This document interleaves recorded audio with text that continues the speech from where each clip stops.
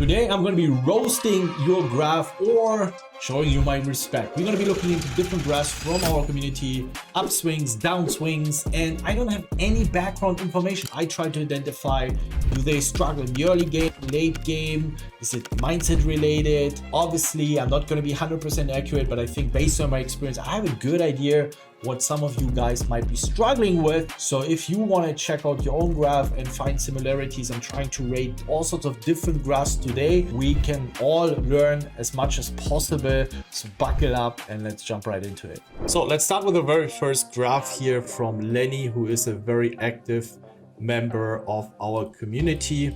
And what I noticed here is especially these stretches. And this is usually typically a sign that there are too many sessions where he loses too many buy-ins. It looks like he has fixed it here. And this stretch, it's very important that when you don't run well, that you lose the minimum, that this phase, it doesn't look like this, or it looks like this, or like here, right? So obviously it looks like he's not running very hot here as well. But from my experience working with students and group coachings, that here there are too many sessions where he doesn't have the patience or quality when things are not going well, punting off some final tournaments, here and there missing some min caches, and that very often results in this very heavy downtrend. Because overall you can see he seems a very good poker player. I mean, in 7,000 games, still it's a clear upwards trend, right? But these stretches, in my opinion, cost him a lot too much money. Again, I don't have any information, any stats. It's just judging it based on the graph. This would be my best guess what is happening here. He managed to have turned it around, so this is what I would try to focus on and to think about when you have a similar graph, that look at your losing stretches. How bad are they?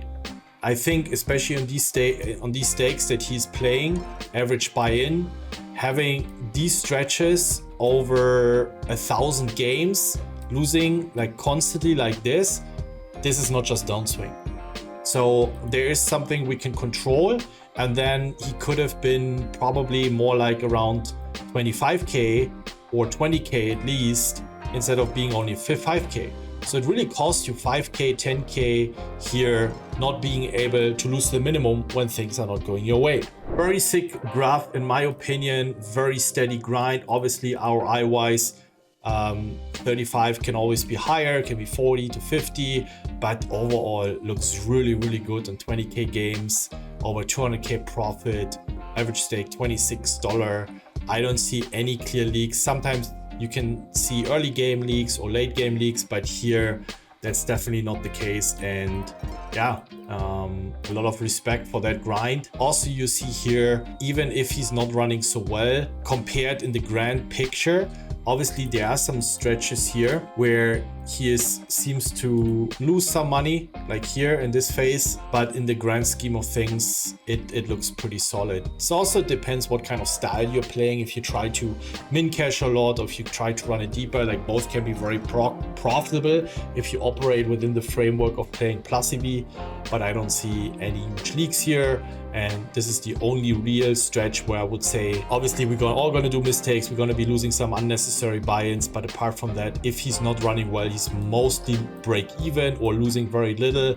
And you can see what happens, right? Like all these stretches here, or like in this entire stretch here, like this, is basically him being break even, right? When you run bad. And this is what you want to do. If you don't run well, that you break even, or maybe you lose a few buy-ins and not like completely falling down into the basement of your graph, and then you have to grind it up again, and then boom, goes down again. So that's the goal, and you see that over and over again.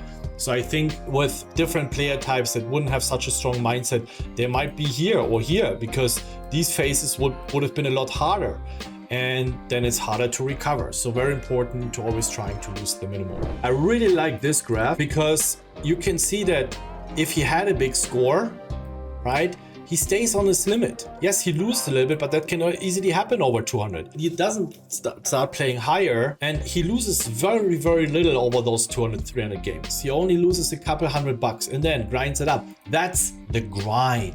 And I love to see those. And I have a lot of respect to, hey, we got a $1,000 score. Again, you see here, right? These are small scores. That means he stays on his limit. He keeps grinding. Here, a bit of a rough stretch, going down to $0. But that's, you only want to lose a couple $100. And based on the graph, I think he also started playing lower here, because you see that the scores become smaller. And then he had a big score, but again, he does not start playing higher. In fact, he stays on his limit. Yeah, then he loses it again. And this is sometimes your learning phase, right? Like, obviously he plays very low, and if you have bad phases, you only lose a little. It's within your bankroll, and boom, big score. Doesn't run so well again, boom, big score. But again, this is, in my opinion, it very often, especially for new players, you're gonna have bad stretch. It's not gonna be looking like a super crusher graph. You're gonna have phases where you lose some money, but that's why bankroll management, a good mindset, keeps you in check. So this is a fantastic graph for someone who recently, maybe a year ago, starts to grind, 2 years ago, whatever, or you start grinding up a bankroll. This is very good, a lot of respect. Keep that up, that mentality, and you're gonna be doing very well in the future. Chao Zhu, also very remarkable graph. I think this is something where we see this, that even when he's not running so good, like 5K games, very remarkable trend. Looks like barely any phases where he punts, he tilts. I mean, it's very unlikely that over 5K games you're just sun running like this. Looks like he has a very strong mental, especially here after 500 games being almost 5K down. You see he doesn't start playing high, he just keeps grinding the same stakes, because otherwise it would go further down, right? Just keeps grinding, believes in himself, boom, good scores, again loses very little and slowly grinds it up. Fantastic, I love to see that. I mean, you guys probably know what I'm gonna say. Again, if we remove this score, it's around 9K, you're a losing player, because even over the stretch of 9,000 games, everyone might have one lucky score, and that's always a good indicator whether you beat a stake. You should also, without your biggest score, still be a winning player. But here we're clearly in the minus. In fact, we're going to be around minus 6K. Your ROI is going to be significantly lower, and over 9K games, I don't see any consistency. In fact, I also see that you are, again, here you did not follow. This is the advice I always share with our students. When you have a big score, stay on your limit, right? Because so far you're slightly winning player. So once you have this big score, ignore it, keep grinding the same stakes for like another 500, 1,000, 2,000 games. But we see it here that you started playing out of your bankroll, right? We see here, that means he played some higher buy-ins and then he lost. He didn't cash any of them, and then it goes further down. For example, if you compare this, right? Here, this looks more like this, and there it looks more like this, like smaller waves, so to speak.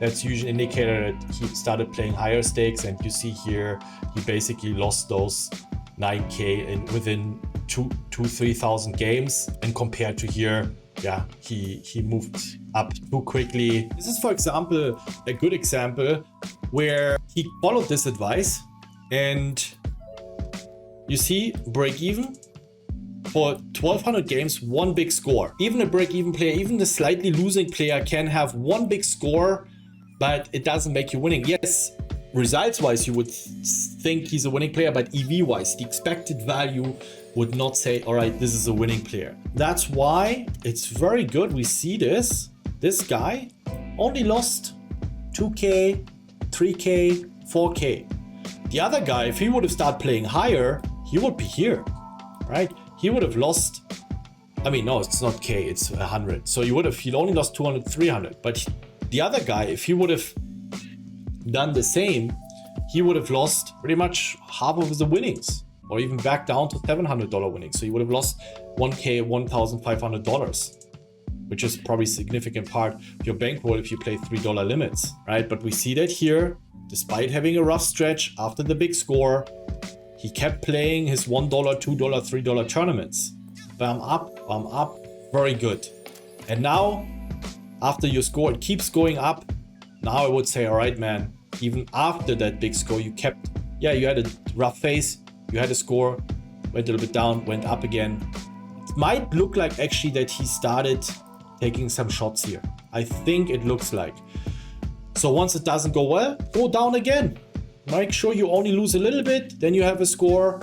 Ideally, then maybe take another shot for a couple tournaments. That's how it goes. That's the grind. That's what I would do once I have these big scores and I'm trying to grind up the bankroll. Mörtefella, one of also our Champions tier members. Right now, you can join our Champions tier, saving $300 up front and get full access to my brand new Exploitative Masterclass 2025 with a value of $600. And you also get access to a live webinar in July all around the exploits that we are teaching. And that's everything you need to crush at poker in 2025 and the years to come. Also, it comes with a 14-day money-back guarantee, no risk. Links below, don't miss. And now let's continue with the content. And I see this a lot. Starts working with us, but also usually when you play micro stakes, low stakes, and you just shut up and you just listen to what our team, me, our members that are also more experienced teach you, give you advice, that's usually how it looks like, right? 3,500 games, lots of break-even grind. I don't know what he did here, maybe just learning the game. You see, like when you learn the game, that's what you want to do. So that maybe you lose $100, $200, you make your first experience, and then once you start implementing the concept, boom, we start grinding up in bankroll. $400, $800, $1,200, $2K, 2.8K, and hopefully soon his way to 5K, 10K, 50K bankroll. But you also see here, if he has bad stretches, break even, I'm not surprised. From what I know, when I'm seeing very hard working, post a lot of hands, ask for a lot of feedback. So I'm not surprised to see this kind of graph. Okay, someone also writing here that he actually would have hoped that I do something like this and he feels like he's stuck. The first thing that stands out to me is, looks like a very solid mindset. Again, even though it's not going his way, looks like he's losing the minimum, which is good. That's something really, really to admire. Like, yeah, obviously, again, he also has like some bad stretches, but it's not like straight down, right? We see that here, goes very little down here, it goes a bit harder down, but then again, here, here, here, here, here, here, a bit harder. But overall, your downswings, and you can have a downswing over, I mean, here it went up, and so your downswing is now from here to, I mean, even here you went kind of a little bit up. I wouldn't read too much into it. I think obviously there's always something to improve, but that's the first thing that stands out. Looks like a strong mindset, can go through downswings and still be break even or lose very little, which is really, really good. So keep up the good study, posting hands, trying to improve, remain in your bankroll management. And as you can see, even though you seem stuck, it just obviously sometimes you're missing some exploits in your game, in the late game. Looks like you don't have like these really big scores. What I would focus on is more late game studying.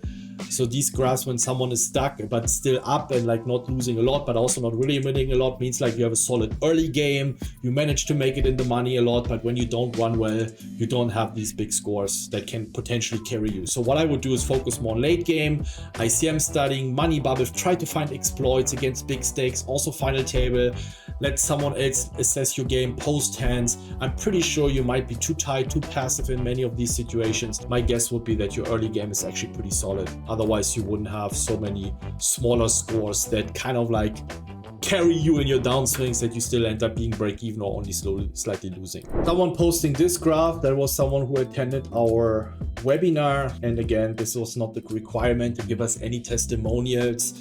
People saying this from themselves, like, hey, you know what, this is my graph, this is when I joined. Might also just be an upswing and a coincidence, who knows, but looks also pretty solid to me. Overall, some of the stretches here, it's not losing a lot, even though he's going through a downswing. So I think it looks like he already has a pretty solid mindset, in my opinion. So that obviously helps when now on top you give them new concepts, new input. So I'm not surprised to see this then taking off. Oh, we also got a huge losing graph here. I mean, this is obviously not a downswing. I mean, there isn't even a glimmer of hope at any point in this graph. So I would say, yeah, early game. This looks to me not even, it's like not even reaching those critical stages. Like most of the time, just out, pre-flop fundamentals. You probably play too many hands. Because even with a tight play style, you might make it into the money more often. So here, work on your pre-flop fundamentals. Might be also that you're a huge post-flop calling station, not getting enough value from your value hands. So here, MC Milk, a lot of work to do. If you lose $14,000 in 450 games, I mean, bankroll management, you should be playing $1 or $2 limits. Like you should have lost 1,500 or 2,000. If you have the money, if you just want to play for fun, but if you want to take it serious and your question was whether you are on a downswing, yeah, he comes from live, so definitely a lot of work to do. This is clearly a losing player. Also interesting graph. Usually it could be two options. It's a break-even player who got lucky in 2 big scores, definitely possible. You see, basically apart from these 2 scores, it just goes down. Again, big scores are important in tournaments, don't get me wrong, but we still also want to look at the stretches where outside of our big scores, our usual sessions where we win a little or we lose a little or we lose a bit more. Now, when I see this, when people have a lot of variance in their graphs, it means it not always, but it's an indicator that it actually might be a pretty good late game player who can pull off bluffs, who knows how to navigate, how to exploit bad players, and therefore like has these deep runs that can carry his winnings. But it also means we see that here again, that when things are not going well, he loses a lot, and it's usually a sign a lot of early game leaks, not patient enough, not making it in the money as much as he should. So this solid grind, waiting for good hands, patience, maybe also getting frustrated way too fast when he doesn't accumulate a lot of chips. That obviously ends up in or resides in a very heavy losing sessions. Something to keep an eye on, could be the reason here as well. And for you guys out there, if you have a similar graph or a similar situation too, that might be an explanation. Hope you guys enjoyed it and had some learnings. If you guys want to also have your graph rated, or if any other kind of questions, join our Discord, post it there. My team, the community, me, always enjoy giving feedback. And if you enjoy this kind of format, let me know in the comments if you have any other ideas where you would like to hear my opinion on, whether it's graphs, stats, whatever it is. Yeah, let me know in the comments, and then see you guys next time.